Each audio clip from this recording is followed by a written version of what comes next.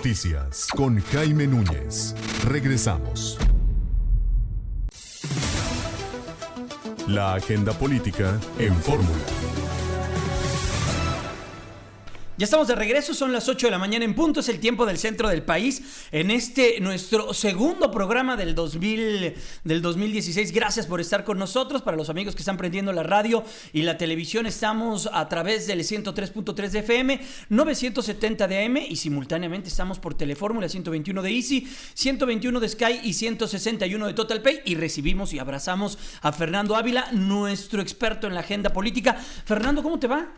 Jaime, muy buenos días, ¿Mucha excelente comida? Inicio de año, mucha comida, mucho recalentado y que sea un muy buen año para todos. Igualmente, estimado Fernando, y muchas gracias por compartir estos momentos y bueno, pues lo que nos has comentado a lo largo y platicado sobre la agenda política que ha estado movida los últimos años. Fernando, la semana pasada estábamos platicando de temas importantes, de qué nos había dejado 2015 y no abordamos un tema que fue esencial, que es organismos internacionales como la OCDE y otros tantos más han dicho que la reforma más importante que ha hecho este gobierno, más allá de la energética, más allá que la de las telecomunicaciones, la financiera, la de competencia, la laboral, miren, llené mi mano de reformas, es la reforma educativa. Sin duda alguna, es uno de los elementos fundamentales para el desarrollo del país, si queremos realmente ir cambiando las condiciones en las que nos vamos encontrando, que no se le ha dado, no se le ha prestado la atención adecuada o el análisis completo respecto de lo que puede generar, pero que para que esto funcione realmente se requería justamente lo que mencionábamos la semana anterior, una intervención decidida del gobierno para empezar a aplicar. Voy a eso, ¿por qué yo tengo la percepción de una reforma educativa aprobada y puesta en marcha a una reforma educativa recientemente ya, o sea, con lo que entró, bueno, sin más, con la llegada de Aurelio Nuño? Es un cambio radical en la forma de hacer precisamente política pública y de cómo se debe de entender una norma. Radicalmente cambió totalmente, todo, completamente, pues evidentemente con un dinamismo distinto, con una fuerza y un apoyo o un respaldo presidencial y federal también completamente diferente, y que sin duda alguna refleja lo que debe de ser la acción del gobierno en este tipo de políticas. ¿Por qué? Una cosa es que tú hagas una reforma estructural importante de gran calado como fue la educativa y que está muy bien en términos de la norma, en términos de lo que dice la letra, el texto, pero que si no la aplicas o si no promueves que esto se lleve a cabo, se actúe de manera como la propia norma lo establece, pues la realidad es que se va a quedar una letra muerta. Y eso es precisamente lo que estaba sucediendo con esta reforma, en el sentido de que no se estaban generando las condiciones políticas, los mecanismos que permitieran precisamente que esta se implementara. Prácticamente bastaba con que algún grupo, como el caso particular de lo que señalamos en el caso de Oaxaca, se opusiera inclusive a las evaluaciones, se opusiera a otros elementos que contempla la propia reforma para que ésta no se estuviera aplicando en esa entidad como en algunas otras. Y fue necesaria la intervención inédita de una participación conjunta entre el gobierno del Estado y el gobierno federal, precisamente para modificar esta circunstancia que llevaba 30 años, en donde prácticamente la sección 22 era dueña del propio organismo administrativo, político-administrativo de la entidad que controlaba a los maestros. Pues imaginemos evidentemente que no había manera alguna de poder controlar o de poder meter en cintura o en disciplina a los maestros, por supuesto. Con cosas tan básicas, ¿no? Elementos tan simples, por supuesto. No importaba si faltaba, no importaba la creación de plazas, no, porque pero ellos además controlaban. nos obligaban a porque ellos tenían el control administrativo del sistema. Evidentemente, al quitárselos, al hacer estos cambios y empezar realmente a aplicar la reforma y las sanciones que la misma norma prevé, pues esto ya ha empezado a cambiar la forma en que debe de entenderse el desarrollo educativo, particularmente en Oaxaca, pero insisto, esto se traduce a las demás entidades que tienen circunstancias similares.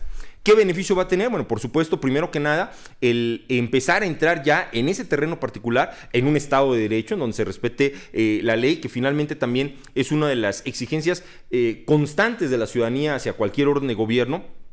La obligación del gobernante es precisamente hacer que se cumplan las leyes, el darnos esa certeza y esa seguridad a cualquier ciudadano que todos debemos de estar dentro del marco legal y que aquel que se salga, bueno, pues va a tener las consecuencias que la misma ley prevé. Y en este caso, los maestros, particularmente de algunas de estas secciones, parecía que estaban en un ente totalmente diferente o en un universo paralelo en donde no tenían por qué rendirle cuentas a la justicia o a la propia norma, y en ese sentido ya esto empieza a cambiar.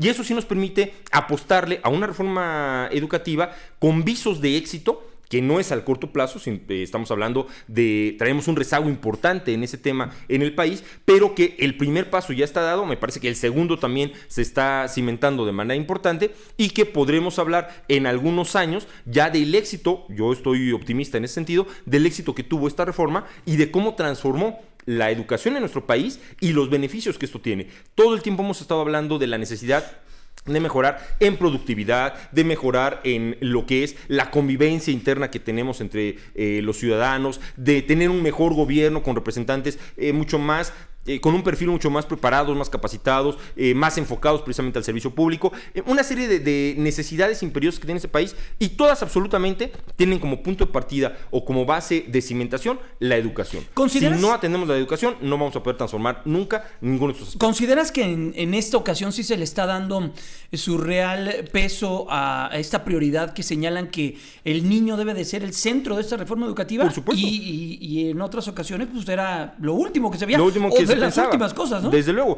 El cambiar el enfoque, lo mismo que sucede en otros temas como el caso de la salud y hacia las discusiones que tienen respecto a ciertas sustancias, es enfocarte precisamente en el destinatario del mismo, que es en este caso el niño. No enfocarte tanto en el maestro como tal o en el generador de esta política, sino realmente en quién va a ser el beneficiario y qué objetivo estás esperando. Uno de los elementos que era impensable, o sea, vamos, cuando lo revisas a partir de la reforma, es cómo pudimos estar así durante toda la existencia del sistema, que no se evaluara a los maestros, por ejemplo, que no tuviéramos elementos de control o elementos de medición respecto de cómo estaba nuestra educación. No para correrlos, sino para prepararlos. Para corregirlo, claro, para mejorar. Si tú no evalúas algo, si tú no cuantificas algo, simple y sencillamente no puedes saber si lo estás haciendo bien o si lo estás haciendo mal. Además todos y ganan, si lo estás haciendo mal, no sabes cómo corregirlo. Además todos ganan. Gana el propio maestro, ganan los niños, pues ganan todos. Gana la sociedad y gana el país. Y en la medida en que esto suceda, pues en efecto ganamos todos. Pero es aquí donde realmente tiene sentido, insistimos, la nueva aplicación de la norma. Ver a un gobierno, en este caso particular la Secretaría de Educación Pública, con una nueva dinámica, con un nuevo planteamiento, con una nueva determinación de hacer respetar la norma y sobre todo de llevar a buen puerto precisamente esta reforma. Sin esa determinación, sin esa decisión política, la realidad es que por mucho que tú modifiques la Constitución, las leyes secundarias, los ordenamientos locales, no vas a transformar realmente nada. Pero ahí es un paso importante, gobierno local, gobierno federal, ¿no? O sea, Oaxaca y gobierno federal, ¿no? En este caso, por lo del IEPO, pues. Por supuesto. O sea, fue una... En el caso específico de Oaxaca y el gobierno federal, un mecanismo de coordinación, era necesario, no podía, el gobierno estatal estaba claro que no tenía los elementos. ¿Cómo se hizo el anuncio? Por supuesto. Sí, en la total se crecía, estuvo Rosario Robles, estuvieron varios. El gobernador del estado, el propio secretario en ese momento Eduardo de Educación. Sánchez. Y nadie tenía, en efecto, fue muy bien guardado el tema por las consecuencias que podría tener si esto se filtraba, pero más allá de ello, el hecho de entender primero, y que además también se vale, que el gobierno estatal diga, yo solo no puedo, necesito forzosamente el apoyo, la coordinación con el gobierno federal, y que el gobierno federal también entienda el papel que debe de jugar en este proceso. Y es lo que ha venido haciendo. El caso más emblemático es Oaxaca, pero son temas que se están replicando, en el caso de Chiapas, por ejemplo, en el caso inclusive de Puebla, con otras secciones que Michoacán, desde luego, que han tenido, Guerrero también, que han tenido este mismo proceso, no de una manera quizás tan fuerte en términos de percepción o de opinión pública y mediática, pero que también están siendo parte de esta misma transformación que se está llevando a cabo para la implementación de la propia reforma educativa y que arrojará, insisto en el punto, sin duda alguna, resultados muy buenos este año que inicia y los próximos que están por venir respecto ya de un balance mucho más positivo. La teoría nos dice, y si todo va caminando de acuerdo a como se está viendo, como cerró el año pasado y como estamos arrancando, que durante este 2016 se consolide precisamente esta reforma, veamos que ya se está realmente logrando recuperando el control absoluto el gobierno en el tema educativo y los beneficios y los resultados que esta misma estará teniendo. Pues va a estar muy interesante lo que va a ocurrir, como bien lo comentas, pero sí, sin duda, la reforma educativa es de los avances importantes que se dieron a lo largo de los últimos 12 meses. Ya la implementación, ahora sí, ya bien en marcha, la evaluación de los docentes, quienes no acuden y quienes, bueno, pues no, por causas que no pudieron justificar, pues sí, ni modo, lo que sigue.